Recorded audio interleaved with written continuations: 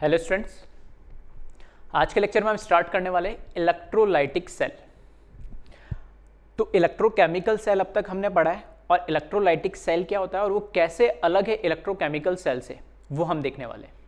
तो electrochemical cell का जो बेसिक फंडामेंटल प्रिंसिपल है उसमें क्या होता है, केमिकल एनर्जी इलेक्ट्रिकल एनर्जी में कन्वर्ट होती है। कोई केमिकल रिएक्शंस हो रही है और वो क्या काम कर रहा है, हमें इलेक्ट्रिकल एनर्जी जनरेट करके दे रहा है। इलेक्ट्रोलाइटिक सेल इसका बिल्कुल अपोजिट है। यहां हम एक्सटर्नली क्या दे रहे हैं, इलेक्ट्रिकल एनर्जी दे रहे हैं ताकि कुछ ना कुछ केमिकल रिएक्शन हो। ठीक है, तो दोनों एक दूसरे के लिए क्या होते हैं, रिवर्स प्रोसेस होते हैं। चलिए तो हम स्टार्ट करते हैं सबसे पहले इलेक्ट्रोलाइटिक सेल के बारे में। तो यहां हमने लिखा है the cell in which process of electrolysis is carried out is known as electrolytic cell. अब इसका नाम इलेक्ट्रोलाइटिक क्यों रखा गया, क्योंकि इसमें एक प्रोसेस, एक फिनोमेना हो रहा है इलेक्ट्रोलाइसिस। उस इलेक्ट्रोलाइसिस फिनोमेना को जिस कंटेनर में या जिस डिवाइस में हम कैरीड आउट करते हैं या जो प्रोसेस होता है उसको हमने नाम दे दिया इलेक्ट्रोलाइटिक सेल। ठीक है, उस प्रोसेस का नाम इलेक्ट्रोलाइसिस, उसी से हमने सेल का नाम दे दिया इलेक्ट्रोलाइटिक सेल। क्या होता है इसमें, तो यहां पे लिखा है electrolysis is a process of breaking substance on passing electricity. Lysis और इलेक्ट्रो दो वर्ड से मिलकर बना हुआ इलेक्ट्रोलाइसिस। इलेक्ट्रो का मतलब तो यहाँ इलेक्ट्रिक करंट, ठीक है, तो यहाँ आप देख सकते हो यहाँ लिखा हुआ है इलेक्ट्रो का मतलब इलेक्ट्रिक करंट और लाइसिस का मतलब क्या है यहाँ पर, ब्रेकिंग। तो इलेक्ट्रिक करंट हम प्रोवाइड करके किसी भी सब्सटेंस को जो ब्रेक कर रहे हैं उसी फिनोमेना को हमने क्या नाम दे दिया, इलेक्ट्रोलाइसिस।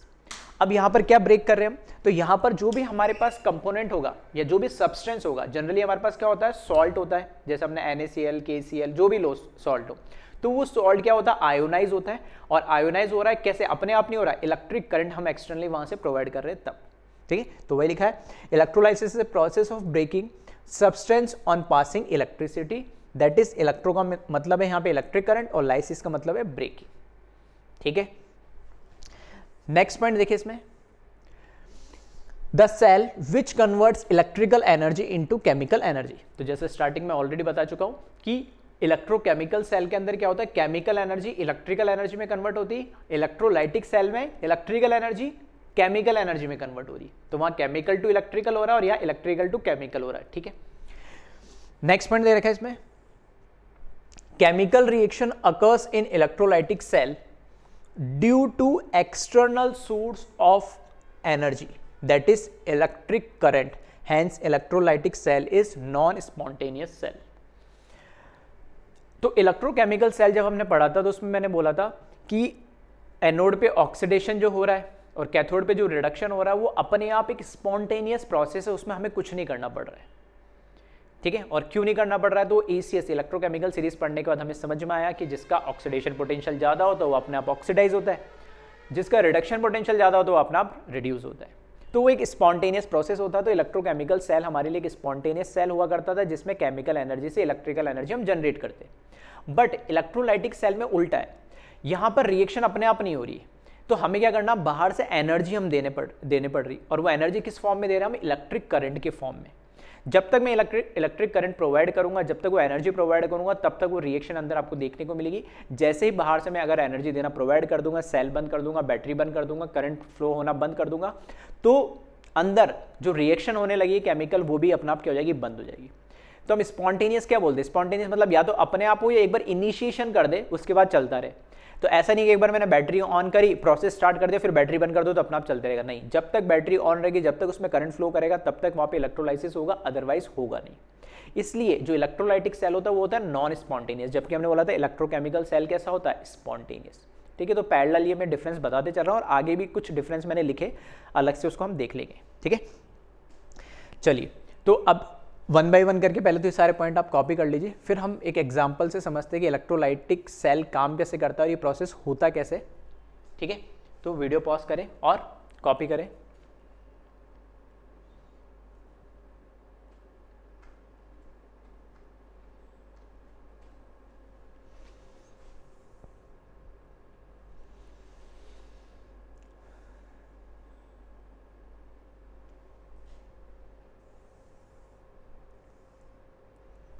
ठीक है, वीडियो पॉज करके कॉपी कर ले एक एक पॉइंट।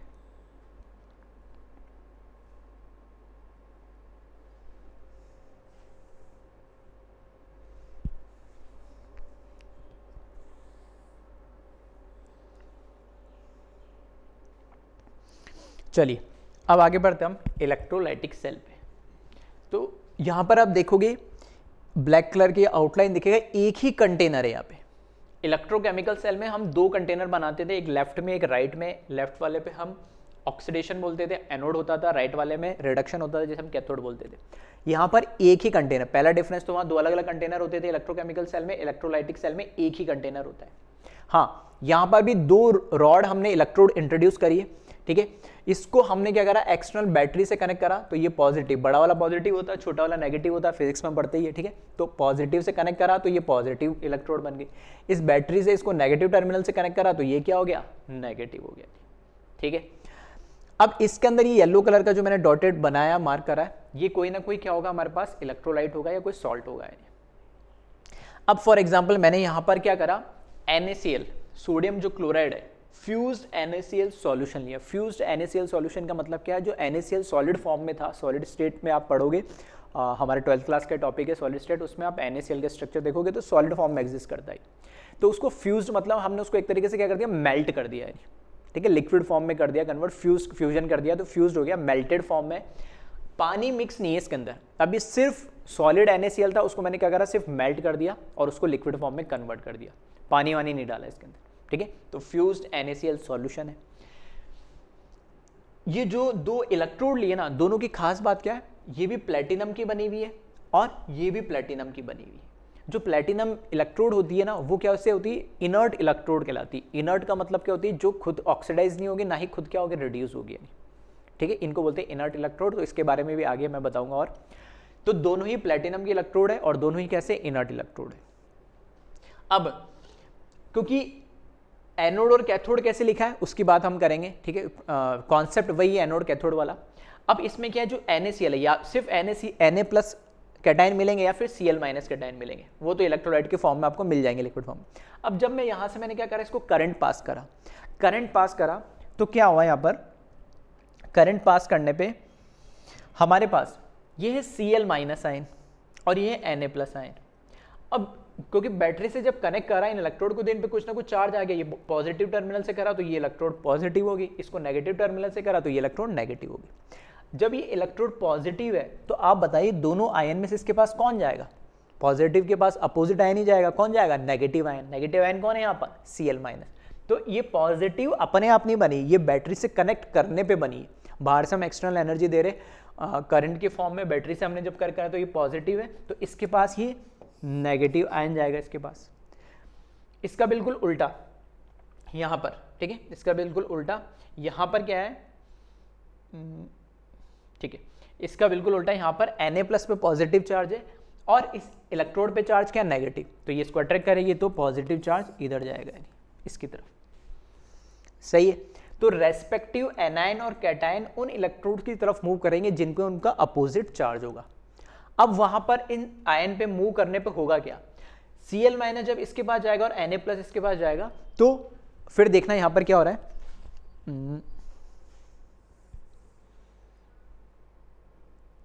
चलिए, तो यहां पर मैं बोल रहा हूं कि एनोड जो है हमारे पास, ठीक है, हमने बोला एनोड, इसको नाम कैसे दिया वो बाद में बताऊंगा, ठीक है। अभी मैंने फिलहाल के लिए ऐसे लिखा है कि जो एनोड होता है वो एनोड पे क्या होता है, हमेशा ऑक्सीडेशन होता है, ये तो फिक्स है। अब वो इलेक्ट्रोकेमिकल सेल हो या इलेक्ट्रोलाइटिक सेल है, एनोड पे हमेशा ऑक्सीडेशन होगा, हमने स्टार्टिंग में बात करी थी।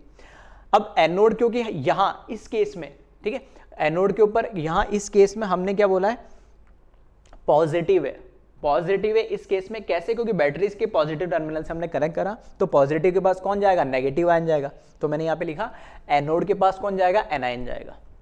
अब एनोड क्यों बोला, क्योंकि जब एनायन इसके पास जाएगा तो इसके अकॉर्डिंग क्या होना चाहिए, ऑक्सीडेशन होना चाहिए। तो क्लोरीन, दो क्लोरीन माइनस आयन क्या करेंगे, दो इलेक्ट्रॉन लूज करेंगे और क्लोरीन गैस के अंदर कन्वर्ट हो जाएंगे। तो आप देख सकते हो यहाँ पे क्लोरीन का ऑक्सीडेशन स्टेट इधर क्या है, -1, और इधर क्या है, सॉरी इधर क्या है, 0, ठीक है। तो -1 से 0 नंबर लाइन से आप देख सकते हो ऑक्सीडेशन नंबर क्या हो रहा है, यहाँ पर बढ़ रहा है, ऑक्सीडेशन नंबर क्या हो रहा है, यहाँ पर बढ़ रहा है, ऑक्सीडेशन नंबर बढ़ रहा है, तो ये क्या हो गया, यहाँ पर ऑक्सीडेशन हो रहा है। तो यहाँ पे देखना, हमने बोला कि एनोड पे ऑक्सीडेशन होना चाहिए, तो क्लोराइड आयन का ऑक्सीडेशन हो रहा है और क्लोरीन गैस में कन्वर्ट हो रहा है, तो बिल्कुल सही है। तो एनोड पे, अब इसको एनोड क्यों बोला गया है, क्योंकि यहाँ पर ऑक्सीडेशन हो रहा है, इसलिए यहाँ पर देखो मैंने लिख दिया इसको, ये क्या है, एनोड है, ठीक है। इसी तरीके से ये जो इलेक्ट्रोड को अगर मैं कैथोड बोल रहा हूं तो यहां पर क्या होना चाहिए, रिडक्शन होना चाहिए। रिडक्शन किसका होना चाहिए, Na+ का। तो देखें यहां पे मैंने लिखा कैथोड, कैथोड पे क्या होना चाहिए, रिडक्शन, और कैथोड पे कौन आएगा, कैटायन। कैटायन आया Na+, 2 Na+, वो जो 2 इलेक्ट्रॉन इसने लूज करे वो 2 इलेक्ट्रॉन इसने गेन कर लिए, और सॉल्यूशन के अंदर ही वो दोनों इलेक्ट्रॉन इसने गेन करे और सोडियम सॉलिड के फॉर्म में कन्वर्ट हो गया। तो यहां से देख सकते हैं प्लस ऑक्सीडेशन स्टेट, और यहां पर ऑक्सीडेशन स्टेट क्या है, 0। तो प्लस से 0 मतलब कम हो रहा है, ऑक्सीडेशन स्टेट कम हो रहा है, तो यहां पर ऑक्सीडेशन स्टेट कम हो रहा है, तो यहां पर ये क्या हो गया, रिडक्शन हो गया। तो कैथोड पे अपने आप रिडक्शन हो रहा है ना। तो मैंने उसको एनोड कैथोड अभी नहीं बोला है, मैंने तो सिर्फ इतना, यहां से आप ऐसे समझ सकते हो इनिशियली कि मुझे नहीं पता था ये एनोड है या कैथोड है। मैंने तो क्या बोला कि पॉजिटिव इलेक्ट्रोड है, उसके बाद नेगेटिव जाएगा, नेगेटिव जाएगा तो यहां पर ये क्या करेगा, इलेक्ट्रॉन और तो गेन नहीं कर सकता, ये क्या करेगा, इलेक्ट्रॉन को लूज करेगा, क्लोरीन गैस के फॉर्म में यहां से इस इलेक्ट्रोड पे निकलेगा। तो उसमें यहां पर अपने आप क्लोराइड आयन का क्या हुआ, ऑक्सीडेशन हुआ। इसी तरीके से यहाँ पे जो Na+ था वो पॉजिटिव है तो नेगेटिव इलेक्ट्रोड के पास गया, नेगेटिव इलेक्ट्रोड के पास गया तो जो इलेक्ट्रॉन इसने लूज करे तो वो गेन कर गया, और यहाँ पर क्या हो गया, सॉलिड के फॉर्म में डिपॉजिट हो गया। तो यहाँ पर इस इलेक्ट्रोड पे अपने आप क्या हो रहा है, रिडक्शन हो रहा है। तो इस पे अपना आप ऑक्सीडेशन हो रहा था तो मैंने इसको नाम एनोड दे दिया, इस पे अपना आप रिडक्शन हो रहा था तो इसको अपना आप मैंने नाम क्या दे दिया, कैथोड दे दिया। हालांकि दोनों ही इलेक्ट्रोड का जो मटेरियल है वो प्लेटिनम का बना हुआ है, एक कोई अलग अलग मेटल का नहीं बना हुआ है। लेकिन वापस हमने बोला था एनोड और कैथोड हमेशा कैसे डिसाइड करते, प्रोसेस और फिनोमेना के अकॉर्डिंग डिसाइड करते हैं कि वहां पर ऑक्सीडेशन हो रहा है या फिर रिडक्शन हो रहा है। ठीक है, चलिए, तो एनोड पे ऑक्सीडेशन हो रहा है तो एनोड पे एनायन आएगा, किस केस में, इलेक्ट्रोलाइटिक सेल में। कैथोड पे कैटायन आएगा, कब, इलेक्ट्रोलाइटिक सेल में। दोनों रिएक्शन को चाहो तो आप ऐड करके ओवरऑल रिएक्शन भी लिख सकते हैं, लेकिन ठीक है अभी लिखा नहीं, आगे हम अलग अलग केसेस लेंगे तब लिख देंगे। एक बेसिक सा मैंने आइडिया आपको दिया है। अब इसमें कुछ इंपॉर्टेंट पॉइंट लिखे, ठीक है। तो पहले तो आप वीडियो पॉज करके ये जो सेल बना रखा है, ठीक है, इसको ड्रॉ कर लें, फिर हम आगे चलते हैं।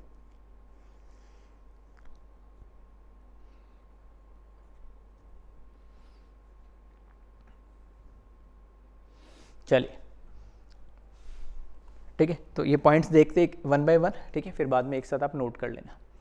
पहला एक पॉइंट तो यहाँ लिखा है कि outer circuit is completed by flow of electron and internal circuit is completed by flow of ions. तो यहाँ से हम देख सकते हैं कि आउटर सर्किट, जो ये आउटर सर्किट है बैटरी से कनेक्टेड है, ये जो वायर है ये तो इलेक्ट्रॉन, हमें पता है यहाँ पे नेगेटिव से इस साइड तो कौन जाएगा, इलेक्ट्रॉन जाएगा, और उस साइड में इसके अपोजिट कौन जाएगा, करंट फ्लो होगा। तो बाहर तो इलेक्ट्रॉन फ्लो कर रहा है और अंदर हमारे पास जो इलेक्ट्रोलाइट का जो सॉल्यूशन है उसमें कौन फ्लो कर रहा है, आयंस फ्लो कर रहे हैं, पॉजिटिव और नेगेटिव। तो ये पूरा एक तरीके से इस तरीके से सर्किट कंप्लीट हो जाता है, बाहर इलेक्ट्रॉन फ्लो कर रहे हैं और अंदर कौन, आयंस फ्लो कर रहे हैं। ठीक है, तो वही ये पॉइंट लिखा हुआ है। अब कुछ इंपॉर्टेंट पॉइंट है, ठीक है, तो नोट के फॉर्म में लिखे हुए। फर्स्ट पॉइंट है इसमें, इलेक्ट्रोकेमिकल सेल और इलेक्ट्रोलाइटिक सेल दोनों को मैंने पैरेलल लिखा है और कंपेयर करा है। ठीक है, अब एनोड की अगर मैं बात करूं तो एनोड इलेक्ट्रोकेमिकल सेल में नेगेटिव हुआ करता था। ठीक है, एनोड इलेक्ट्रोकेमिकल सेल में नेगेटिव हुआ करता था, जबकि अभी देखा हमने इलेक्ट्रोलाइटिक सेल में एनोड अपना आप क्या आया, पॉजिटिव आया। इसी तरीके से कैथोड हम देखें तो इलेक्ट्रोकेमिकल सेल में वो पॉजिटिव होता है और इलेक्ट्रोलाइटिक सेल में नेगेटिव होता है। तो मैंने जैसे पहले भी बोल चुका हूं कि एनोड और कैथोड, ठीक है, पॉजिटिव नेगेटिव से हम डिसाइड नहीं करते, एनोड और कैथोड हम प्रोसेस से डिसाइड करते हैं कि ऑक्सीडेशन हो रहा है तो एनोड और रिडक्शन हो रहा है तो कैथोड। हाँ, साइन जो भी होगा पॉजिटिव नेगेटिव टर्मिनल वो उस सिचुएशन के अकॉर्डिंग अपने आप आ जाएगा।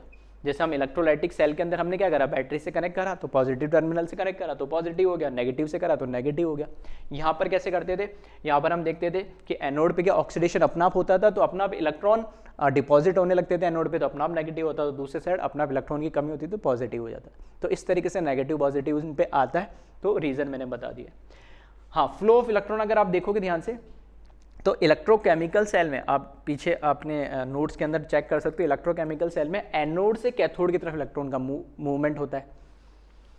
ठीक है, और इलेक्ट्रोलाइटिक सेल में भी एनोड टू कैथोड ही क्या होता है, इलेक्ट्रॉन का मूवमेंट होता है। ठीक है, ये चीज इनमें कॉमन है। और डिफरेंस आप लिखना चाहो तो इलेक्ट्रोकेमिकल सेल के लिए दो अलग अलग कंटेनर चाहिए होते हैं हमें, जिसमें ऑक्सीडेशन और रिडक्शन प्रोसेस अलग अलग कंटेनर में होता है, जबकि इलेक्ट्रोलाइटिक सेल के अंदर एक ही कंटेनर में दोनों प्रोसेस होते हैं। नेक्स्ट डिफरेंस अगर चाहो तो लिखना, इलेक्ट्रोकेमिकल सेल हमारा एक स्पॉन्टेनियस सेल होता है, जबकि इलेक्ट्रोलाइटिक सेल हमारा कैसा होता है, एक नॉन स्पॉन्टेनियस सेल होता है। ठीक है, तो 2-3 डिफरेंस मैंने बता दिए, चाहो तो पैरेलली आप लिख सकते हो। ठीक है, चलिए अब आगे बढ़ते हैं इसमें। चलो तो इसको कॉपी कर ले। अब कुछ हम बात करने वाले हैं, ये तो इन जनरल प्रोसेस, ठीक है। चलो ऊपर से कॉपी कर ले रिएक्शन से। इस पे भी चाहो तो आप ठीक है, इसको फर्दर आप लिख सकते हैं यहाँ पे कि मैं बोल इनिशियली जो मेरे पास सॉल्ट था, ठीक है, इनिशियली जो मेरे पास सॉल्ट था कौन सा, NaCl। तो NaCl जो मेरे पास सॉल्ट था, फ्यूज्ड NaCl सॉल्ट, वो क्या होगा, आयोनाइज तो होगा ही, ब्रेक तो होगा ही Na+ और किसके अंदर, Cl- के अंदर। अल्टीमेटली मेरे पास इलेक्ट्रोलाइट के अंदर 2 आयन है, एक कैटायन एक एनायन, एक पॉजिटिव एक नेगेटिव। हाँ, अब उसमें से पॉजिटिव का जाएगा नेगेटिव का जाएगा, तो सिंपल से इतना ध्यान रखना है, ए से ए एनोड पे हमेशा क्या जाएगा, किसके लिए बोल रहा हूँ, सिर्फ इलेक्ट्रोलाइटिक सेल के लिए, एनोड पे हमेशा क्या जाएगा, एनायन जाएगा, और इसी तरीके से कैथोड पे हमेशा क्या जाएगा, कैथोड पे हमेशा कैटायन जाएगा। ठीक है, एनोड पे एनायन जाएगा और एनोड पे हमेशा ऑक्सीडेशन होगा, कैटायन पे कैथोड पे कैटायन जाएगा और कैटायन का हमेशा क्या होगा, रिडक्शन होगा। ठीक है, चलिए तो इसको कॉपी कर ले आप वीडियो पॉज करके।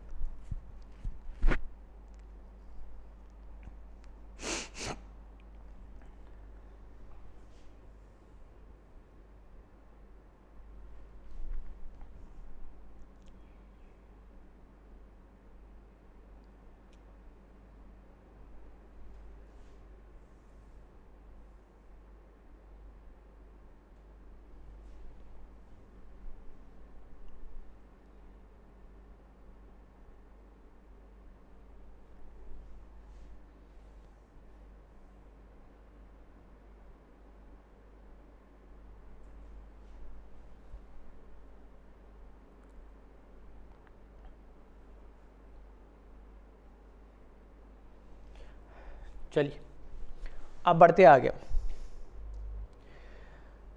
यहां लिखा है क्वालिटेटिव एस्पेक्ट ऑफ इलेक्ट्रोलाइसिस। अब 2 चीज हम इस चैप्टर में पढ़ने वाले हैं, मतलब इस टॉपिक के अंदर, एक तो पढ़ने हम क्वालिटेटिव और एक पढ़ने वाले हम क्वांटिटेटिव।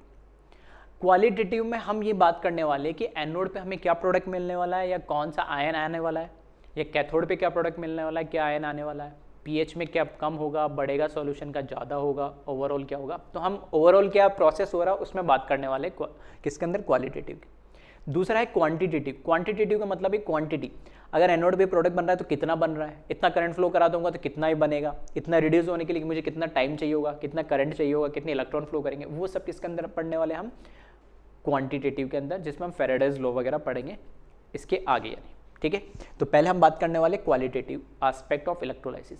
अब क्वालिटेटिव एस्पेक्ट को समझने के लिए कुछ पॉइंट्स मैंने इंपॉर्टेंट लिखे जो आपको याद होने चाहिए, समझा मैं दे रहा हूँ। ये पॉइंट हमारे यहाँ पर इलेक्ट्रोलाइसिस प्रोसेस के अंदर यूज होंगे, तो कुछ कॉमन यहाँ पर पॉइंट्स है जो काफ़ी इंपॉर्टेंट है, जो आपको हेल्प करेंगे। फर्स्ट पॉइंट देखें यहाँ पे, तो लिखा है टू डिटरमाइन क्वालिटी और nature of products formed at anode and cathode during electrolysis as well as to analyze reaction taking place at anode and cathode। तो इसमें हम देखने के आने वाले कि क्वालिटी या नेचर मतलब कौन, जैसे मैं बोल रहा हूँ अभी पिछले एग्जांपल में हम देख सकते हैं कि एनोड पे क्लोरीन गैस लिबरेट हो रही थी और कैथोड पे क्या हो रहा था, सॉलिड सोडियम का सॉलिड फॉर्म में डिपॉजिट हो रहा था। तो ये हमें आइडेंटिफाई करना होता है। ये तो अभी एक ही आयन, अगर एक से ज़्यादा आयन हो गए तो कैसे करेंगे, वो सब चीज़ हम देखेंगे। तो ये चीज़ हमें इस क्वालिटेटिव एस्पेक्ट में हम पढ़ते हैं कि नेचर ऑफ प्रोडक्ट क्या बनेगा एनोड या कैथोड पे, ठीक है, और किस तरीके से वो रिएक्शन हो रही होगी, कौन सी रिएक्शन होनी चाहिए कौन सी रिएक्शन नहीं होनी चाहिए, वो सब चीज़ इसमें देखने वाले। ठीक है, तो वही चीज़ लिखा है टू डिटरमाइन क्वालिटी और nature of products formed at anode and cathode during electrolysis as well as to analyze reaction taking place at anode and cathode। तो जैसे अभी मैंने रिएक्शन भी लिखी थी और ये भी बताया था कि एनोड पे कौन बन रहा है, कैथोड पे कौन बन रहा है, क्या रिएक्शन होगी। ठीक है, वो सब इसमें क्वालिटेटिव में हम चेक करने वाले। फिर देखें नेक्स्ट पॉइंट। नेक्स्ट पॉइंट लिखा है always consider inert electrodes at both anode and cathode like platinum until unless it is mentioned in the problem। ठीक है, इलेक्ट्रोलाइटिक सेल में बाय डिफॉल्ट, ठीक है, रूल्स बता रहा हूं एक तरीके से, कुछ इंपॉर्टेंट पॉइंट है जिसको आपको ध्यान रखना। अभी जैसे मैंने वहां लिख दिया था कि इलेक्ट्रोलाइटिक सेल में एनोड और कैथोड दोनों किसके बने हुए, प्लेटिनम के। प्लेटिनम एक इनर्ट इलेक्ट्रोड होता है जो ना खुद ऑक्सीडाइज होता है ना खुद ही क्या होता है, रिड्यूस होता है। तो अगर हमें इलेक्ट्रोलाइटिक सेल में कुछ मेंशन नहीं कर रखा है किसी इलेक्ट्रोड के बारे में, अगर किसी इलेक्ट्रोड के बारे में हमें कुछ मेंशन नहीं कर रखा है, तब तब हम क्या करेंगे बाय डिफॉल्ट ये मान के चलेंगे कि वो इलेक्ट्रोड प्लेटिनम के बने हुए, एनोड भी और कैथोड भी, लेकिन किसके अंदर, इलेक्ट्रोलाइटिक सेल में। जबकि इलेक्ट्रोकेमिकल सेल के अंदर एनोड और कैथोड अलग अलग एलिमेंट के, अलग अलग मेटल के, अलग अलग इलेक्ट्रोड होते, ठीक है, सेम नहीं होते। बट इलेक्ट्रोलाइटिक सेल में अगर कुछ मेंशन नहीं कर रहा है तो हम बाय डिफॉल्ट इसको कैसे मान के चलेंगे, इनर्ट इलेक्ट्रोड, ठीक है। हाँ, अगर इन प्लेटिनम के अलावा कोई दूसरा इलेक्ट्रोड होता, प्लेटिनम के अलावा कोई दूसरा उसको इलेक्ट्रोड होगा तो वो मेंशन करेगा। फॉर एग्जांपल अगर सिल्वर का उसे कोई इलेक्ट्रोड रखना है, मरकरी का रखना है, जो भी है, ठीक है, ऐसे कुछ एग्जांपल भी हम देखेंगे जो हमारे सिलेबस में, तो अगर होगा तो वो मेंशन करके रखेगा नहीं। और अगर कुछ भी मेंशन नहीं है तो हम बाय डिफॉल्ट क्या मान के चलेंगे, वो एक इनर्ट इलेक्ट्रोड है, मतलब प्लेटिनम के दोनों बने हुए एनोड और कैथोड, ठीक है। चलिए नेक्स्ट पॉइंट देखिए इसमें, always analyse anode reaction first in process of electrolysis. देखो दो चीजें, एनोड पे भी एक रिएक्शन होगी, कैथोड पे भी रिएक्शन होगी। एनोड पे हमें पता ऑक्सीडेशन वाली रिएक्शन हो रही होगी, कैथोड पे क्या हो रही होगी, रिडक्शन वाली रिएक्शन हो रही होगी। बट जब हम स्टडी करेंगे इनको, सेल को एक एक करके, अलग अलग टाइप के इलेक्ट्रोलाइट के सेल को, तो हम कौन सी रिएक्शन को पहले प्रेफर करें या किसको स्टडी करें। तो हमेशा ध्यान रखना, रूल बना लो, ये रूल लिखा हुआ या पॉइंट लिखा हुआ इंपॉर्टेंट है कि एनोड की रिएक्शन को पहले हम एनालाइज करेंगे, पहले उसको अंडरस्टैंड करेंगे, एनोड पे जो भी रिएक्शन हो रही होगी उसके बाद हम कैथोड पे जाएंगे। तो ऐसा नहीं मैं पहले एनोड लिख रहा हूं तो आपको भी एनोड लिखना है इसलिए बाद में कि सर पहले कैथोड लिख लूं, वो कोई दिक्कत नहीं। लेकिन एनोड पे जो रिएक्शन होगी उसका इंपैक्ट कैथोड पे कौन सा आयन होगा या नहीं होगा, कौन जाएगा नहीं जाएगा, कौन रिड्यूस होगा नहीं होगा, वो इंपैक्ट एनोड से पड़ेगा कुछ केसेस में। इसलिए इसको दिमाग में बिठा लो और इस पॉइंट को याद रखना कि जब भी आप सेल रिएक्शन लिखो इलेक्ट्रोलाइटिक सेल के लिए, एनोड और कैथोड के लिए, तो पहले एनोड की रिएक्शन लिखे, उससे आपको पता लग जाएगा कोई चेंज तो नहीं आएगा कैथोड पे। तो हमेशा पहले रिएक्शन किसकी लिखेंगे, आप एनोड की लिखेंगे और उससे आप देखेंगे कोई एक्स्ट्रा आयन या कुछ भी वहां से कुछ जनरेट तो नहीं हो रहा है। इसका इंपैक्ट क्या है, इस पॉइंट को मैं रिलेट, हर एक पॉइंट को मैं रिलेट करते हुए आगे एग्जांपल से आपको समझाऊंगा, ठीक है, आने वाली क्लासेस में आपको क्लियर हो जाएगी। नेक्स्ट पॉइंट दे रखा है, if it is given that anode is made of any metal other than inert metal like platinum, then anode electrode oxidise itself irrespective of the other anions. हमने बोला अभी कि इलेक्ट्रोलाइटिक सेल में anode पे क्या होता है, ऑक्सीडेशन होता है। एनोड पे क्या होता है, ऑक्सीडेशन होता है। अगर वो इनर्ट इलेक्ट्रोड है तो उसका खुद का तो कोई ऑक्सीडेशन नहीं होगा, उस पर कोई ना कोई हमारे पास एनोड पे कौन कौन आएगा, एनायन आएगा, और उस एनायन का क्या होगा, ऑक्सीडेशन होगा। बट अभी जैसा मैंने बोला कि अगर कोई इलेक्ट्रोड मेंशन नहीं है तो हम हमेशा प्लेटिनम इनर्ट इलेक्ट्रोड मानेंगे। उसके बाद इससे ऊपर वाला पॉइंट मैंने जस्ट ये बताया था कि एनोड की रिएक्शन को पहले एनालाइज करेंगे, ठीक है। और इस पॉइंट में ये कह रहा है कि अगर मेंशन कर दिया कि एनोड किसी मेटल की बनी हुई है, फॉर एग्जांपल कॉपर की, सिल्वर की, जिंक की, मैग्नीज की, क्रोमियम की, किसी भी मेटल की बनी हुई हो, तो वो जो एनोड जिस भी मेटल की बनी हुई हो, अब एनोड पे हम बोल रहे कि एनायन आता है और उस एनायन का ऑक्सीडेशन होता नहीं। अगर वो एनोड खुद मेटल की बनी हुई है तो वो इररेस्पेक्टिव हो, कोई सा भी आयन आ जाए, कोई सा भी एनायन उसके पास आ जाए, कोई फर्क नहीं पड़ता है। सबसे पहले अगर एनोड मेटल की बनी हुई तो एनोड खुद क्या हो जाएगी, ऑक्सीडाइज हो जाएगी, जैसे इलेक्ट्रोकेमिकल सेल के अंदर एनोड का ऑक्सीडेशन होता था। आ रही बात समझ में? इसलिए हम जनरली हम चाहते हैं कि आयन का ऑक्सीडेशन या रिडक्शन हो, इसलिए हम इनर्ट इलेक्ट्रोड लेते हैं। लेकिन अगर आप चाहते हो कि मेटल उस इलेक्ट्रोड का ही ऑक्सीडेशन हो जाए या एनोड का ही ऑक्सीडेशन हो जाए, तो आप किसी ना किसी मेटल की ले ले जो इनर्ट नहीं हो। तो ये पॉइंट वही बता रखा है, इस पॉइंट में ये बोला है कि अगर एनोड किसी मेटल की बनी हुई है तो एनोड का ही हमेशा, उस मेटल के एनोड का ही हमेशा क्या होगा, ऑक्सीडेशन होगा, इररेस्पेक्टिव ऑफ आयंस या एनायंस जो उसके सामने है, जो उसके पास आके क्या होना चाहते हैं, खुद ऑक्सीडाइज होना चाहते हैं, तो वो ऑक्सीडाइज नहीं होने देगा, खुद ऑक्सीडाइज हो जाएगा। ठीक है, तो ये सब एग्जाम्पल्स हम समझेंगे। फिर नेक्स्ट पॉइंट दे रखा है और इंपॉर्टेंट भी, ध्यान से समझना, इफ इन अ सॉल्यूशन 2 और मोर कैटायंस, अगर हमारे पास कोई इलेक्ट्रोलाइटिक सॉल्यूशन है और उसमें 2 या 2 से ज्यादा कैटायन है, जैसे अभी मैंने बोला अभी यहाँ पर हमारे पास NaCl में सिर्फ एक ही कैटायन था Na+, अगर मैं उसमें पानी भी मिक्स कर देता तो मुझे पानी से क्या मिलता, H+ और OH- में मिलता, मतलब 2 कैटायन हो गए, H+ और Na+। अब एनोड पे मैं बात करूं कि कैटायन कहां जाएगा, कैथोड पे, और कैथोड पे क्या होगा, रिडक्शन। तो मुझे ये देखना है कि रिडक्शन किसका होगा, Na+ का होगा या H+ का होगा। भाई जब तक एक आयन था तब तक तो कोई दिक्कत ही नहीं थी, एक आयन है तो एक आयन का ही होगा, इनर्ट इलेक्ट्रोड है तो। लेकिन जब दो आयन आ गए, दो कैटायन आ गए, तो अब किसका रिडक्शन करें? तो उसके लिए ये पॉइंट लिखा है, इंपॉर्टेंट है, ध्यान से सुनना और समझना। If in a solution 2 or more cation, that is positive ions present, then cation having higher reduction potential will reduce first at cathode, that is cation having lower position in electrochemical series will reduce first। देखो अभी तक सब चीजें जो हम पढ़ रहे थे बिल्कुल ठीक है, सिस्टमेटिक चल रही है। और electrochemical series just electrolytic cell से पहले मैं इसलिए पढ़ाता हूँ ताकि मैंने बोला था कि इलेक्ट्रोकेमिकल सीरीज ये बहुत इंपॉर्टेंट है, आगे आपको काम आएगी, सीरीज याद होगी तभी आगे आप क्वेश्चंस कर पाओगे, चीजें सॉल्व कर पाओगे। तो इलेक्ट्रोकेमिकल सीरीज में हमने क्या बात करा था, मैंने जो इलेक्ट्रोकेमिकल सीरीज लिखाई है उसमें सबसे ऊपर एलिमेंट वो लिखा है जिसका ऑक्सीडेशन पोटेंशियल ज्यादा है, और नीचे जैसे जाते हैं तो ऑक्सीडेशन पोटेंशियल कम होता है और रिडक्शन पोटेंशियल बढ़ता है, क्योंकि दोनों कैसे होते हैं, मैग्नीट्यूड वाइज तो सेम होते हैं लेकिन साइन चेंज होता है। अब कैटायन, यहां अगर मैं बात करूं इलेक्ट्रोलाइटिक सेल के अंदर कैथोड पे कौन जाएगा, कैटायन, और कैटायन का क्या होगा, रिडक्शन। तो अब रिडक्शन कौन से आयन का, अगर मैं कहता हूं दो, Na+ है, H+ है, Cu+ है, कितने भी ले लो, दो मतलब मिनिमम दो तो चाहिए तभी तो कंपटीशन होगा, पहले कौन रिड्यूस होगा, तो एक होगा तब तो कोई ऑप्शन ही नहीं है Na+ में। जैसे अगर मैंने बोला Na+ और H+ दो कैटायन हो गए, तब अब हम सोचना पड़ेगा कि किसका रिडक्शन पहले होगा, पहले कौन जाएगा कैथोड के पास वो रिड्यूस होने के लिए। तो सिंपल सा लॉजिक है इलेक्ट्रोकेमिकल सीरीज के अकॉर्डिंग। हमने बोला रिडक्शन अगर किसी का होना है तो एक ही चीज होनी चाहिए, क्या, उसका हायर रिडक्शन पोटेंशियल। जिस भी कैटायन को आपको रिड्यूस करना है उसका रिडक्शन पोटेंशियल ज्यादा होगा। तो अगर दो एक है तब तो दिक्कत नहीं, दो आ गए तो दोनों में कंपेयर कर लो किसका रिडक्शन पोटेंशियल ज्यादा है, तीन आ गए तो तीन में से कंपेयर कर लो, तीन में से किसका रिडक्शन पोटेंशियल ज्यादा है, चार आगे, पांच आगे, कोई दिक्कत नहीं, पांचों में कंपेयर कर लो किसका रिडक्शन पोटेंशियल ज्यादा है। अब कंपेयर कैसे करें रिडक्शन पोटेंशियल, तो हमने याद करी इलेक्ट्रोकेमिकल सीरीज। अब इलेक्ट्रोकेमिकल सीरीज में आप बोलोगे सर कैटायन तो था ही नहीं, हुआ तो नॉर्मल एटम थे, लाइक सोडियम था, Na+ तो था ही नहीं, तो Na है तो उसको Na+ कंसिडर कर लेना, H2 लिखा है तो उसको H+ कंसिडर कर लेना, सिंपल सी चीज, ठीक है, ज्यादा दिमाग लगाना ही नहीं। तो अब आप कैसे देखेंगे कि Na+ और H+ है, तो मैं कह रहा हूं कि दोनों में से रिडक्शन पोटेंशियल किसका ज्यादा है, तो मुझे पता है Na तो कम मिलता है, ऊपर मिलता है, उसकी कुछ पॉजिटिव वैल्यू होती है ऑक्सीडेशन पोटेंशियल की, और रिडक्शन पोटेंशियल की वैल्यू क्या होगी, उतनी नेगेटिव होगी, कम होगी। और जैसे जैसे हम सीरीज में नीचे जाते हैं तो सिंपल सा अगर मैं बोल दूं नीचे जाने पे ऑक्सीडेशन पोटेंशियल कम हो रहा है, तो ऑब्वियस सी बात है क्या हो रहा होगा, रिडक्शन पोटेंशियल तो बढ़ रहा है ना।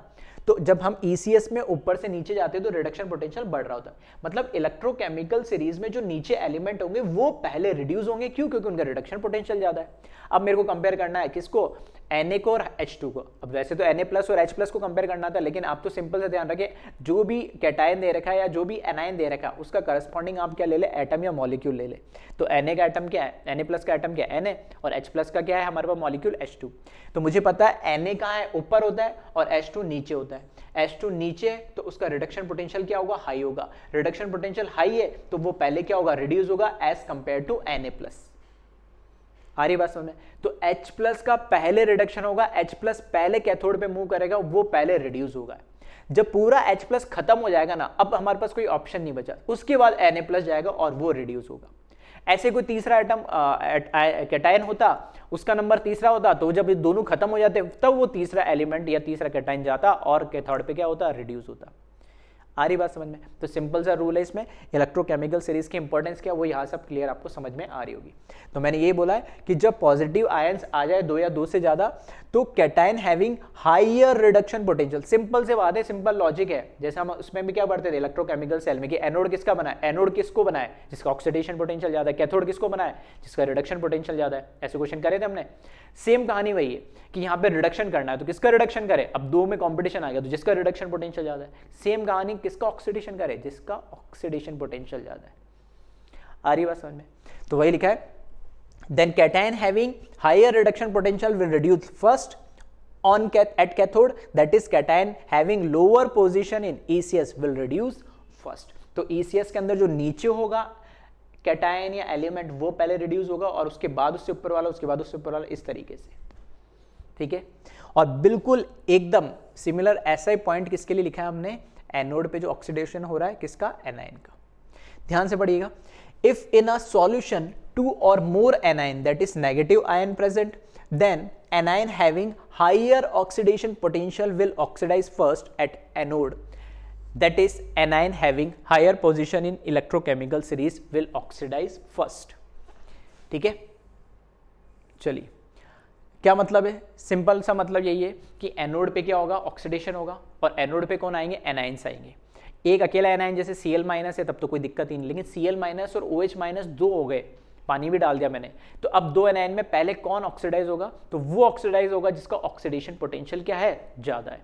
वो ऑक्सीडाइज होगा जिसका ऑक्सीडेशन पोटेंशियल क्या है, ज़्यादा है। सिंपल सा रूल, ठीक है। बस आपको इतना से ध्यान रखना है कि एनोड पे ऑक्सीडेशन हो रहा है तो ऑक्सीडेशन जिसका भी हो रहा है उसका ऑक्सीडेशन पोटेंशियल ज़्यादा होना चाहिए। कैथोड पे रिडक्शन हो रहा है तो रिडक्शन उसका होगा जिसका रिडक्शन पोटेंशियल ज़्यादा है। अब कैसे हम कंपेयर करेंगे, तो ईसीएस में जो नीचे एलिमेंट जैसे जैसे नीचे जाएंगे तो उनका रिडक्शन पोटेंशियल बढ़ेगा, तो नीचे वाला पहले रिड्यूस होगा कैथोड पे, और इसका बिल्कुल उल्टा ऊपर जैसे जैसे जाएंगे तो हमें पता ऑक्सीडेशन पोटेंशियल बढ़ता है, तो जो ऊपर होगा उसका क्या होगा, ऑक्सीडेशन होगा। अब यहाँ एक छोटा सा ट्विस्ट है क्या, कि कैटायन तो हमने बोल दिया आपने सर कि जैसे Na+ है तो Na+ के लिए आप सोडियम की पोजीशन देख लो, H+ के लिए H2 की पोजीशन देख लो, लेकिन एनायन के लिए कैसे देखें, सिंपल सी कहानी भाई। अब मैंने बोला कि Cl- आयन है, अब Cl- आयन कहाँ से मिलता है हमें, Cl- आयन के लिए आप क्या देखें, क्लोरीन गैस को देख ले, बस सिंपल सी बात। Br- के लिए ब्रोमीन गैस को देख ले, I- के लिए आयोडीन गैस को देख ले, F- के फ्लोरीन गैस को देख ले, सिंपल सा इस तरीके। तो अगर मैं हैलोजन में कंपेयर करूं तो सबसे नीचे फ्लोरीन होता है, फिर उसके बाद क्लोरीन होता है, फिर ब्रोमीन होता है, सबसे ऊपर आयोडीन होता है। अगर चारों के एनाइन मेरे पास है, फ्लोराइड, क्लोराइड, ब्रोमाइड, आयोडाइड, तो उसमें सबसे पहले ऑक्सीडाइज कौन होगा, जो ईसीएस के अंदर ऊपर की तरफ होगा। और ऊपर की तरफ मैं किससे कंपेयर कर रहा हूं, जो मैंने ईसीएस का ऑर्डर लिखा है उसके अकॉर्डिंग, क्योंकि मुझे पता है टॉप टू बॉटम जाने पे रिडक्शन पोटेंशियल बढ़ता है और बॉटम टू टॉप जाने पे ऑक्सीडेशन पोटेंशियल बढ़ता है। तो मतलब जो ऊपर होगा उसका ऑक्सीडेशन पहले होगा, तो I- सबसे पहले ऑक्सीडाइज होगा, उसके बाद Br- ब्रोमाइड आयन, उसके बाद क्लोराइड आयन और लास्ट में फ्लोराइड आयन। ये दो वे कॉमन। उसके अलावा कुछ आयन और आ जाते हैं जैसे OH- आयन। अब ये OH- आयन कहाँ से किससे देखे सर, O2 से देखे, किससे देखे, तो इसके लिए क्योंकि एनायन हमारे पास, कैटायन तो बहुत सारे हो सकते हैं तो उसके लिए ईसीएस से आपको मिल जाएंगे, लेकिन एनायन हमारे पास लिमिटेड ही है, तो लिमिटेड है उनको भी जो ऑर्डर मैंने बताया उसके अकॉर्डिंग ही मैंने क्या करे, अरेंज करे। उसके अलावा जैसे OH- आयन मिल गया आपको एक्स्ट्रा, उसको कहाँ रखना पोजीशन, तो वो मैंने आपको बता दिया। तो इतना सा एनायन में 4-5 ही एनायन है, तो उन 4-5 एनायन का ऑर्डर डायरेक्ट याद कर ले तो ज़्यादा बेटर है, और कैटायन के लिए पूरी ईसीएस आपको याद है तो उससे सारे क्वेश्चन हो जाएंगे।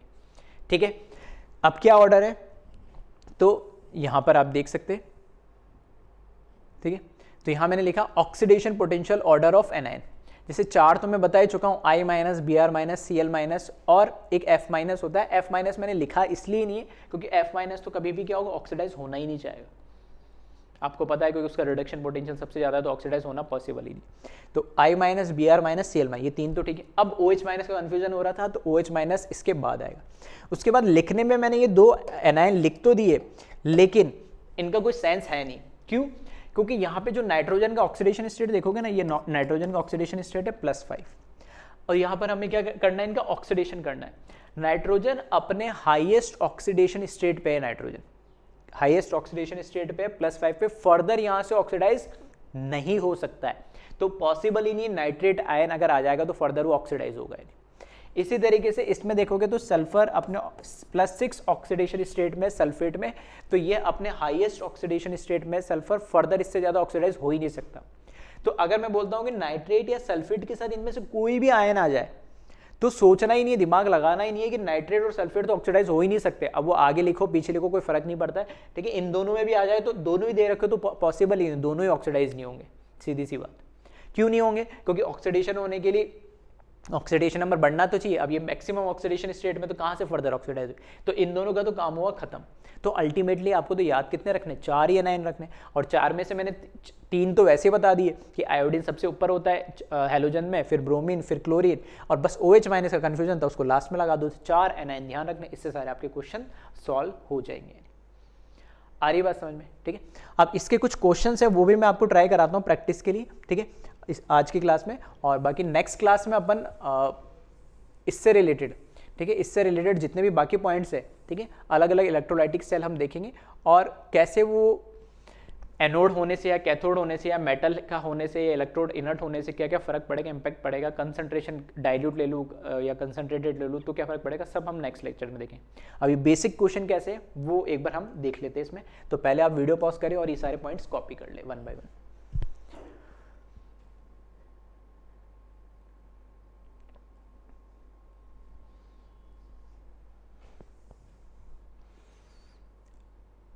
ठीक है, वीडियो पॉज करें और कॉपी करें।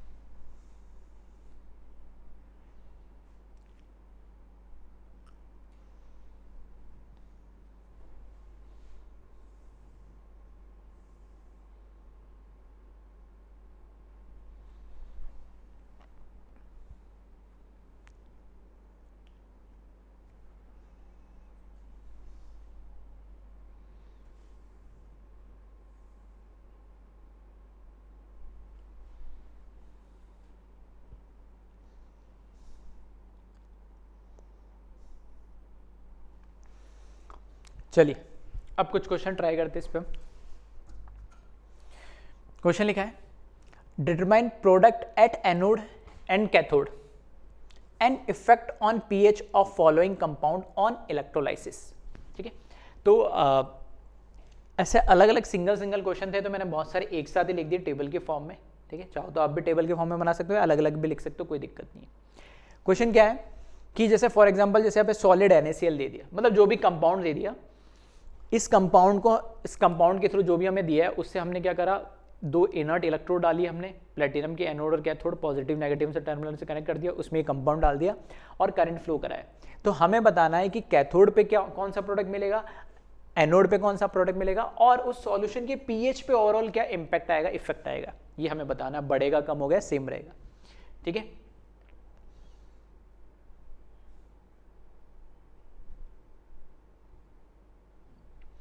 चलिए ठीक है, तो अब वन बाय वन हम देख लेते इसको। ठीक है, तो पहले ध्यान से देख लेना क्या आपको गिवन दे रखा है। सबसे पहले जैसे मैंने बोलूँ तो यहाँ पे फर्स्ट लिख रहेगा सॉलिड NaCl। जो मैंने एग्जांपल लिया था ना वो लिया था फ्यूज्ड NaCl का स्टार्टिंग में। फ्यूज्ड NaCl का मतलब है मेल्टेड फॉर्म में था Na+ और Cl-। अब सॉलिड NaCl है तो Na जब सॉलिड में है तो कोई Na+ और Cl- थोड़ी निकल जाएगा। तो जब Na+ और Cl- सॉलिड फॉर्म में आयोनाइज होगा ही नहीं तो मुझे कोई आयंस तो मिलेंगे ही नहीं इसके करस्पॉन्डिंग, कोई आयंस नहीं मिलेंगे। कोई आयंस जब मिलेंगे ही नहीं तो ना तो कोई कैटाइन मिलेगा ना कोई एनाइन मिलेगा, और कैटाइन और एनाइन नहीं मिलेगा तो हमें यहाँ पर कोई, ठीक है, एनोड पे भी कोई प्रोडक्ट में मिलेगा और कैथोड पे भी कोई प्रोडक्ट मिलेगा, और यहाँ पर कोई पीएच में चेंज की तो बात ही खत्म हो गई। तो ध्यान रखना, ठीक है, इस तरीके की छोटी छोटी चीज़ें जो हम कई बार इग्नोर कर देते तो वहाँ से, ठीक है, वहाँ से ऐसे नहीं बस NaCl देखा और आपने आंसर लिख दिया, किस फॉर्म में किस स्टेट में दे रखा वो जरूर देखे। तो तीनों लिखा मैंने, सॉलिड NaCl, फिर लिखा मैंने फ्यूज्ड NaCl। फ्यूज्ड मतलब मेल्टेड फॉर्म में लिखा है, तो यहाँ पर मुझे दो आयन मिलेंगे, एक तो Na+ मिलेगा और एक मुझे क्या मिलेगा, Cl- मिलेगा। कैथोड पे क्या होगा, कौन जाएगा, कैटाइन जाएगा। कैटाइन कौन है, Na+, इसका क्या होगा, रिडक्शन होगा, Na+ रिड्यूस होकर क्या बनाएगा, Na सॉलिड बना लेगा। एनोड पे कौन जाएगा, एनाइन जाएगा। एनाइन मेरे पास एक ही है तो एनाइन अभी ये तो हमने देख लिया, क्लोरीन गैस के फॉर्म में जाएगा। क्या पीएच में कोई चेंज आएगा, पीएच के बाद चेंज का मतलब क्या होता है, पीएच क्या होता है, -log(H+। तो आइदर उस सॉल्यूशन में H+ बढ़ रहा हो या H+ कम हो रहा हो, या मैं ऐसे बोल सकता हूँ OH- बढ़ रहा हो या OH- कम हो रहा है, तो वहां से मैं बोल सकता हूँ उसमें पीएच में कोई चेंज आ रहा है। तो यहाँ कोई ना तो H+ बढ़ रहा है ना कम हो रहा है, ना OH- बढ़ रहा है ना कम हो रहा है, तो पीएच में यहाँ पर कोई चेंज नहीं आएगा। सही है। थर्ड एग्जांपल देखिए, एक्वस NaCl, जैसा कि मैं आपको बता रहा था। एक्वस का मतलब बाय डिफॉल्ट क्या हो गया, वाटर हो गया, मतलब NaCl में हमने पानी भी ऐड करा है। तो यहाँ पर हमारे पास Na+ और Cl- तो था ही, और पानी की वजह से उसमें H+ और कौन OH- आयन भी आपको मिल गया है। तो 4 आयन टोटल हो गए और 4 में से देखोगे तो 2 तो हमारे पास क्या हो गए, 2 तो हमारे पास कैटायन हो गए और 2 हमारे पास कौन हो गए, 2 हमारे पास एनायन हो गए। अब हमें यहाँ पर कंपटीशन आ जाएगा, कंपैरिजन आ जाएगा कि कौन सा कैटायन जाएगा और कौन सा एनायन जाएगा। तो पहले बात करते हैं हम कैथोड पे। कैथोड पे कौन जाता है, कैटायन जाता है इलेक्ट्रोलाइसिस प्रोसेस में। कैटायन कौन कौन से, मेरे पास एक Na+ है और एक H+ है। अब कैटायन जाएगा, कैटायन का वहाँ पर कैथोड पे क्या होगा, रिडक्शन होगा, और कैथोड पे रिडक्शन होगा तो रिडक्शन पोटेंशियल हमें देखना है किसका ज़्यादा है। रिडक्शन पोटेंशियल उसका ज़्यादा होगा जो इलेक्ट्रोकेमिकल सीरीज में नीचे की साइड होगा, क्योंकि हम टॉप टू बॉटम मूव करेंगे तो रिडक्शन पोटेंशियल बढ़ता है। तो Na सोडियम और हाइड्रोजन में से हाइड्रोजन का रिडक्शन पोटेंशियल ज़्यादा होगा, तो हमें या H+, ये भी ध्यान रखना कौन सा आयन किस फॉर्म में लिबरेट होता है, ठीक है। तो ये थोड़ा प्रैक्टिस से आपको याद हो जाएगा। तो H+ जैसे Cl- Cl2 गैस के फॉर्म में बनता है, ऐसे H+ जब रिड्यूस होगा तो कहाँ जाएगा, जीरो ऑक्सीडेशन स्टेट में। जीरो मतलब हाइड्रोजन एटम नहीं, हाइड्रोजन मॉलिक्यूल, जो उसका जैसे क्लोरीन एटम नहीं जा रहा, क्लोरीन मॉलिक्यूल के फॉर्म में जा रहा है। क्यों, क्योंकि क्लोरीन मॉलिक्यूल ही नेचर के अंदर एग्जिस्ट करता है, इंडिपेंडेंटली एग्जिस्ट फॉर्म में एग्जिस्ट करता है। इसी तरीके से हाइड्रोजन एटम एग्जिस्ट नहीं करता, हाइड्रोजन मॉलिक्यूल करेगा, तो H+ नहीं जाएगा, यहाँ पे कौन जाएगा, H+ से रिड्यूस होके H2 गैस के फॉर्म में ये क्या होगा, रिडक्शन होगा। नहीं सिमिलरली एनोड पे कौन जाएगा, एनायन जाएगा। एनायन कौन है, एक तो क्लोराइड आयन और एक OH- आयन। अब आपको कंपेयर करना है Cl- और OH- में। तो Cl- और OH- में से हमें पता है दोनों एनायन है, और एनायन कहाँ जाएंगे, एनोड पे, और एनोड पे क्या होगा, ऑक्सीडेशन। ऑक्सीडेशन पोटेंशियल किसका ज़्यादा है। तो अभी जैसे हमने बोला था, ये जो 4 एग्जाम्पल मैंने आपको बताए थे, तो मैंने बताया था इन 4 को ही ध्यान रखने से सारे क्वेश्चन हो जाएंगे। तो इसमें अगर मैं कंपेयर करूँ क्लोराइड और हाइड्रोक्साइड में, तो क्लोराइड का क्या होगा, क्लोराइड का क्या होगा आपका यहाँ पर ऑक्सीडेशन होगा, क्योंकि इसका ऑक्सीडेशन पोटेंशियल ज़्यादा होता है। क्लोराइड का ऑक्सीडेशन पोटेंशियल ज़्यादा होगा, तो यहाँ पर हमें कौन सी गैस मिल जाएगी, अगेन क्लोरीन गैस मिल जाएगी। तो एनोड पे हमें हाइड्रोजन गैस मिलेगी, कैथोड पे हमें हाइड्रोजन गैस मिलेगी, एनोड पे हमें क्लोरीन गैस मिलेगी। अब मुझे देखना है कि पीएच में कोई चेंज आएगा। तो इस सॉल्यूशन के अंदर H+ और OH- दोनों है, बट OH- में तो कोई चेंज नहीं आया, लेकिन H+ आयन कम हो गए। क्यों कम हो गए, क्योंकि H+ आयन हाइड्रोजन गैस के फॉर्म में कन्वर्ट होके निकल गए या लिबरेट हो गए। तो H+ आयन कम होगा, तो ऑब्वियस सी बात है पीएच क्या होगा, धीरे धीरे बढ़ेगा, सॉल्यूशन बेसिक की तरफ जाता है, ठीक है। तो मैं क्या बोलूँगा, यहाँ पे जो पीएच है वो क्या होगा, इंक्रीज होगा, मतलब बेसिक होने लगेगा। क्योंकि हमें सिर्फ पीएच की इफेक्ट पूछा, पीएच कम होगा, तो पीएच बढ़ने का मतलब या तो OH- बढ़ जाए या H+ कम हो जाए। तो H+ यहाँ पर कम हो रहा है। आ रही बात समझ में, ठीक है। तो इस तरीके से 1 by 1 अब देख सकते हो NaCl के 3 केस मैंने बना दिए, सॉलिड, फ्यूज्ड और एक्वस। ऐसे अलग अलग सॉल्ट होंगे, जनरली एक्वस फॉर्म में आपको मिलेंगे, ठीक है। तो आपको 1 by 1 इस तरीके से क्वेश्चन अटेम्प्ट करना है। अब चाहो तो आप वीडियो पॉज करके और रिमेनिंग जो भी क्वेश्चन दिख रहा है आपको उसको सॉल्व कर सकते हो और वेरीफाई कर सकते हो आंसर क्या होगा, ठीक है। चलिए मैं लिखते चलता हूँ, बाकी जिन लोगों को समझ में आ गया खुद से कर ले, और नहीं तो अदरवाइज चेक कर ले। एक्वस कॉपर सल्फेट, फिर से कॉपर सल्फेट का मतलब क्या है कि यहाँ पर मेरे पास क्या है, कॉपर +2 आयन है, सल्फेट -2 आयन है, और एक्वस का मतलब क्या हो गया, H+ आयन है, और कौन है, एक OH- आयन है। सही है, 4 हमारे पास आयन है, 2 कैटायन 2 एनायन। यहाँ पे कैथोड लिखा है, तो कैथोड पे कौन जाएगा, कैटायन। अब फिर से 2 कैटायन, एक तो H+ है और एक कॉपर +2 है। H+ और कॉपर +2 में से देखें कि किसका कौन कैटायन जाएगा। कैटायन वो जाएगा जिसका रिडक्शन पोटेंशियल ज़्यादा होगा। रिडक्शन पोटेंशियल किसका ज़्यादा होगा, जो ECS में नीचे की तरफ मिलेगा।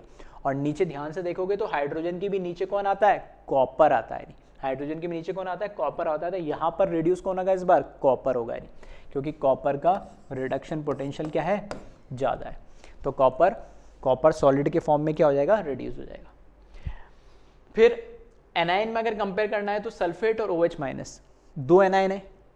एनायन का जाएगा एनोड पे, एनोड पे क्या होगा, ऑक्सीडेशन होगा। किसका ऑक्सीडेशन होगा, तो मैंने बोला जब सल्फेट और नाइट्रेट दिख जाए ना तो उनको तो इग्नोर ही कर देना, उनका कोई लेना देना ही नहीं। तो ये खत्म हुआ, तो एक ही एनायन बचा कौन, OH-।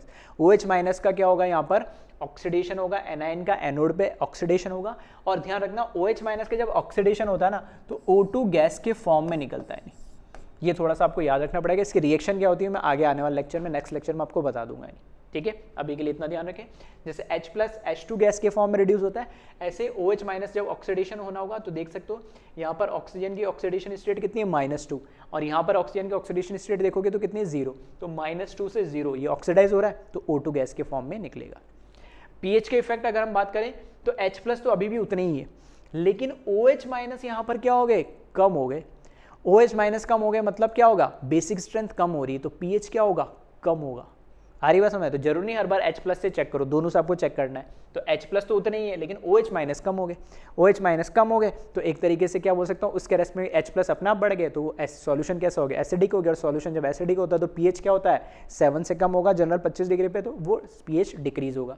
तो यहाँ पर मैंने लिखा यहाँ पर pH डिक्रीज होगा, सही है। इसी तरीके से नेक्स्ट देख सकते हैं आप, एक्वस AgCl। AgCl का मतलब क्या है, Ag प्लस आ जाएगा, Cl माइनस आ जाएगा, और एक्वस का मतलब H प्लस आ गया, और कौन आ गया, OH माइनस आ गया। कैथोड पे कौन जाएगा, कैटाइन। कैटाइन दो है मेरे पास इस बार, Ag प्लस और H प्लस। Ag प्लस और H प्लस में बस आपको देखना है कि किसका रिडक्शन पोटेंशियल ज़्यादा है। तो रिडक्शन पोटेंशियल आप चेक करोगे ECS में तो H प्लस से भी नीचे आपको क्या मिलेगा, सिल्वर मिलेगा, ठीक है। सिल्वर तो कॉपर के भी नीचे मिलेगा आपको जाके, तो सिल्वर का रिडक्शन होगा यहाँ पे, तो Ag सॉलिड के फॉर्म में। और क्लोराइड और OH माइनस में से किसका ऑक्सीडेशन होगा, तो क्लोराइड का होगा, ये ऑलरेडी हम डिस्कस कर चुके थे। यहाँ क्लोरीन गैस के फॉर्म में निकल जाएगी। क्या pH में कोई चेंज आएगा, तो इस बार ना तो H प्लस आयन कम ज़्यादा हो रहा, ना OH माइनस हो रहा है, तो pH में कोई चेंज नहीं आएगा, pH रिमेन सेम, ठीक है। इसी तरीके से नेक्स्ट क्वेश्चन देखें, डाइल्यूट H2SO4। डाइल्यूट H2SO4 के अंदर मुझे पता है H2SO4 में एक तो H प्लस मिलेगा आपको, एक सल्फेट -2 आयन मिलेगा, ये तो मिला। का मतलब क्या, पानी है उसमें, तो पानी के अंदर, पानी का मतलब क्या, H प्लस और OH माइनस, तो H प्लस तो ऑलरेडी मैंने लिख दिया, तो दो बार H प्लस लिखने की जरूरत थोड़ी है। अब कहीं से भी मिले H प्लस तो आयन तो एक ही है, और एक साथ में एनायन एक लिख देता हूँ मैं, OH माइनस। अब कैथोड पे कैटायन जाएगा तो मुझे वो तो फिक्स हो गया, एक ही कैटायन है तो कंपटीशन है ही नहीं, तो जाना हाइड्रोजन H प्लस को, ये इसका रिडक्शन होगा तो H2 गैस के फॉर्म में निकल जाएगा ये। हाँ, एनायन के लिए दो आ गए मेरे पास, OH माइनस और सल्फेट, तो एनोड पे एनायन जाएगा, और एनायन वो जाएगा जिसका ऑक्सीडेशन पोटेंशियल ज़्यादा होता है। तो मैंने बोला सल्फेट तो वैसे भी +6 ऑक्सीडेशन स्टेट में होता है सल्फर, तो इसका तो कोई मतलब नहीं है। OH माइनस का जब ऑक्सीडेशन होता है तो क्या बनाता है, O2 गैस बनाता है। ठीक है, याद रखिएगा, रिएक्शन में अभी लिखा दूंगा नेक्स्ट लेक्चर में, इसके लिए परेशान मत होना। अब pH की अगर हम बात करें, ठीक है, pH की हम बात करें तो यहाँ से भी देखोगे तो ठीक है, H प्लस आयन H2 में कन्वर्ट हो रहा है, दो चाहिए होंगे। इसी तरीके से OH माइनस O2 में कन्वर्ट होगा तो इसके भी 2 मोल चाहिए होंगे, या 2 मॉलिक्यूल चाहिए होंगे, इसके भी 2 चाहिए होंगे। तो सेम अमाउंट में H प्लस और OH माइनस कम हो रहे, तो जब सेम अमाउंट में कम हो रहे तो जितना H प्लस कम हो उतना OH minus. For example 100 H plus और OH माइनस थे, तो 10 H प्लस कम हुए तो 10 ही OH माइनस कम हुए, तो अल्टीमेटली pH में तो कोई चेंज नहीं आया, सेम नंबर ऑफ pH है, कोई कम ज़्यादा तो हुआ नहीं, तो यहाँ पर pH रिमेन सेम, कोई चेंज नहीं आएगा। भले इसमें H प्लस OH माइनस के आयन की कंसंट्रेशन चेंज होएगी, लेकिन pH में कोई चेंज नहीं मिलेगा। और लास्ट, अगर जैसे आपको H2 दे दिया, H2 और सिर्फ पानी का आप क्या करने लगे, पानी, सिर्फ अकेले पानी का ही आप क्या करने लगे, यहाँ पर इलेक्ट्रोलाइसिस करने लगे, तो हमें पता है कि आयन तो 2 ही मिलेंगे इसमें, एक तो H प्लस और एक OH माइनस। फिर से सेम यही होगा कि कैटायन एक है तो उसका क्या होगा, कैटायन का यहाँ पे रिडक्शन होगा हाइड्रोजन गैस के फॉर्म में, और एनायन का ऑक्सीडेशन होगा O2 के फॉर्म में, और सेम नंबर ऑफ आयन कम होंगे तो यहाँ पर सेम रिएक्शन होगी। ठीक है, तो इस तरीके से काफ़ी सारे क्वेश्चन थे, तो मैंने टेबल के फॉर्म में एक साथ करवा दिया ताकि प्रैक्टिस भी होगी, थोड़ा आपको समझ में भी आएगा और रिलेट भी कर पाओगे किस तरीके से इन क्वेश्चंस को करना है। ठीक है, तो वीडियो पॉज करें और इसको फाइनली कॉपी करें।